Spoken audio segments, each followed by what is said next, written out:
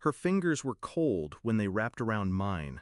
Not trembling, cold, like the skin of someone who'd been holding their breath for too long. "Daddy."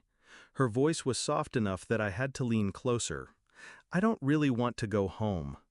The words didn't match her smile. The smile wasn't real. It was the one you wear when someone's watching. I asked her why. She opened her mouth.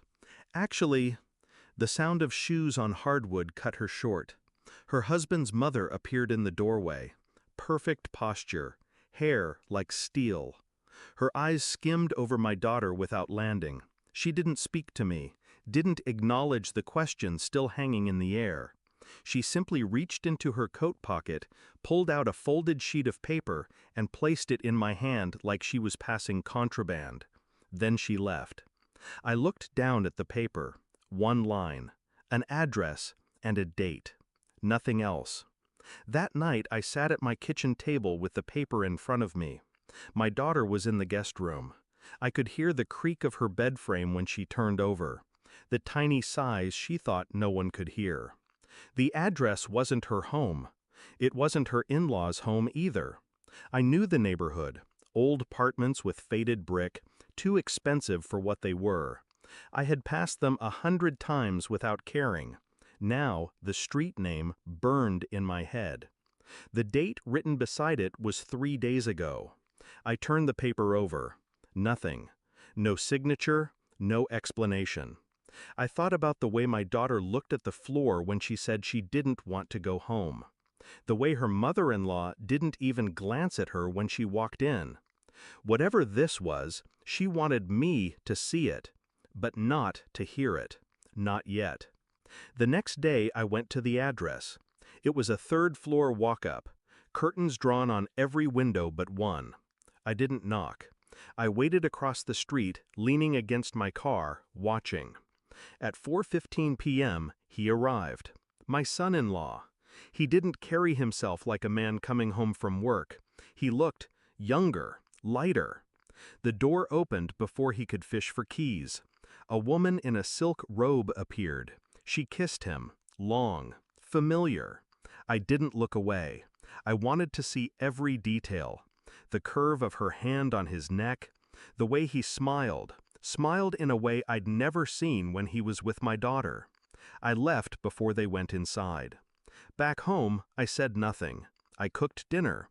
We ate in silence except for the scrape of forks on plates. My daughter barely touched her food. When she went to bed, I pulled up public records. The apartment was leased under a name I didn't know. I wrote it down. I searched her online. Photos. Parties. My son-in-law's face appeared in more than one. Every step I took, I kept my voice even, my movements casual. Inside, the pieces were lining up. And when they were done, they would cut. 2 days later, I had what I needed. Phone records, time-stamped photographs, an email chain that should have been deleted, but wasn't. I called my son-in-law. "Come over," I said. "We need to talk." No inflection, no warning. When he arrived, I was already seated at the table. The folder sat in front of me. I slid it toward him. "Read." His eyes flicked to mine, then to the folder. He opened it. The first photograph froze him. The second made his throat tighten. By the third, his hands shook. "I can explain." I didn't answer. I just looked at him the way a surgeon looks at a tumor before cutting.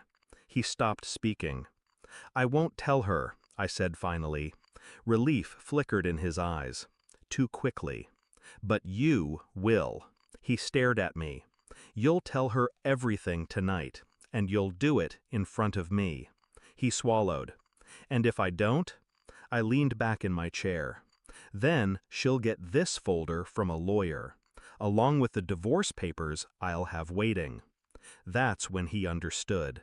Not just that I knew, that I owned the next move. That his little silk-robed afternoons were over. His lips parted, but no sound came out. He nodded. It wasn't agreement, it was surrender. I watched from the corner of the living room as he told her. Her face didn't crumble. It hardened. When it was done, she walked past him without looking back. Straight to me. "Can I stay here for a while?" I nodded. That was all. Later, when the house was quiet, I burned the paper her mother-in-law had given me. The address, the date, they were done. I thought about her silence that day. How she didn't warn me with words. She didn't have to. Some truths don't need to be spoken. They just need to be delivered. And I delivered mine.